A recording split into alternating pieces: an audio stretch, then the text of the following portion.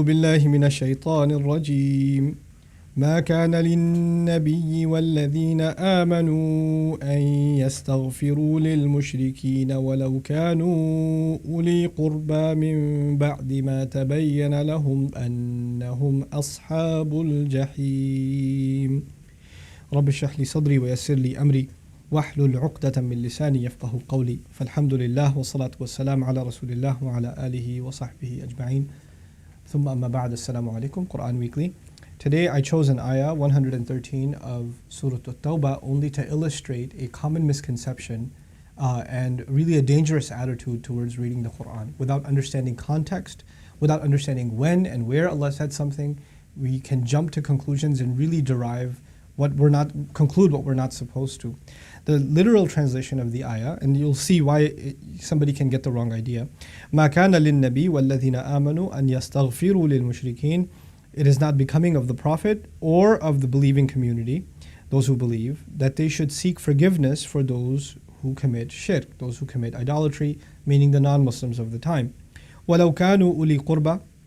Even if they were close family members, you shouldn't be asking forgiveness for them. مِن بَعْدِ مَا تَبَيَّنَ لَهُمْ أَنَّهُمْ أَصْحَابُ الْجَحِيمِ. Even after it has been made clear to them that these are the people of hellfire. Now, when you read that ayah, you're like, okay, well, you're not supposed to make dua for anybody who's a mushrik because they're people of hellfire. The ayah says clearly you're not supposed to do that because it's been made clear that they're going to hell. Here's the context. Rasulullah sallallahu alaihi wasallam was preaching to the same group of people for well over a decade in Makkah. He engaged with them, even after moving to Medina, and eventually Allah Azza wa Jal closed the doors for the Prophet ﷺ to make dua for these people. As a matter of fact, when he was in Makkah, he used to pray for them regularly and pray for them all the time. Also, all prophets prayed for their people. All prophets, and even prayed for the enemies at the time when they were doing da'wah. It is actually at the end when Allah closes that door for those people and says, no more can you pray for these specific individuals. I have highlighted them to you as enemies. Like for example, in the case of Abu Lahab, who happens to be the Prophet's uncle, so he qualifies as uli qurba, from the people of close relations. Abu Lahab, the Prophet's uncle, cursed the Prophet ﷺ, hated on him and all of this, and the Prophet ﷺ would still not hate him back and actually still pray for him until the ayat came that basically condemned Abu Lahab for eternity. What that means for us practically then is you are absolutely supposed to make dua. If you're a Muslim and you have Hindu family, you have Christian family, you have Jewish family, you have atheist family, make dua for them. Absolutely. It's not been made clear to you that they are people of hellfire. What are you talking about? That verdict comes from Allah, and it could only have come at the time of the Prophet ﷺ because revelation was still continuing. Nobody's revealing to you that somebody's heart is never going to change. The knower of all the hearts no longer sends revelation to you and me about the nature of other people's hearts. That chapter has forever been closed.